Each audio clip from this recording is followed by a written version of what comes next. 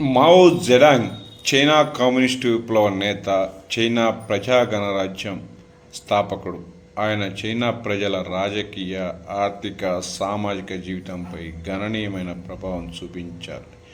Zedong 1893 December 26వ తేదీ చైనాలోని Hunan ప్రావిన్స్లోని షావుఫాన్ గ్రామంలో జన్మించారు. 1911 నాటి చైనా విప్లవం సమయంలో దేశభక్తి భావన పెంపొందించింది ఆయనే. 1921 చైనా కమ్యూనిస్ట్ పార్టీ CCP స్థాపనలో పాల్గొన్నారు. ఆయన చేసిన ముఖ్యమైన కార్యక్రమాలు చూద్దాం. లాంగ్ మార్చ్ 1934 నుంచి 35 దాదాపు సంవత్సర కాలం మావో నాయకత్వంలోని కమ్యూనిస్టు సైన్యం చైనాలోని 9,000 కిలోమీటర్ల కష్టసాధ్యమైన ప్రస్థానం ఈయన నాయకత్వంలో జరిగింది. చైనా గృహ యుద్ధం 1927 నుంచి 1949 వరకు జరిగింది. ఇది నేషనలిస్ట్ పార్టీ కువోమింటాంగ్ పై విజయంతో మావో కమ్యూనిస్టుల అధికారాన్ని స్థాపించారు.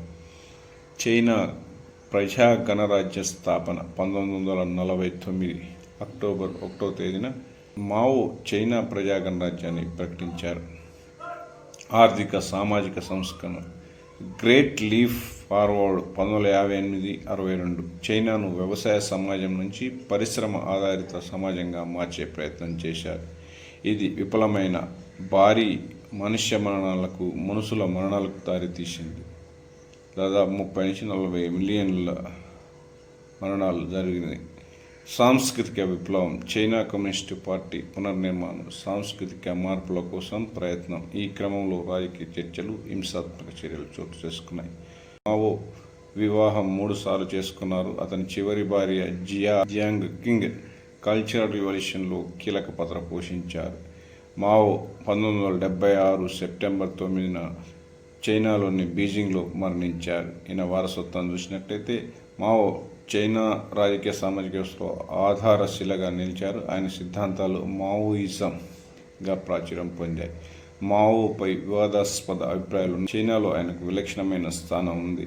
ఈయన ముఖ్య రచనలు చూసినట్లయితే మావో చిన్న ఎర్ర పుస్తకం, కొటేషన్స్ ఫ్రమ్ చైర్మన్ మావో ఆయన రచనలు సంకలనంగా ప్రపంచ ప్రసిద్ధిగాంచినాయి.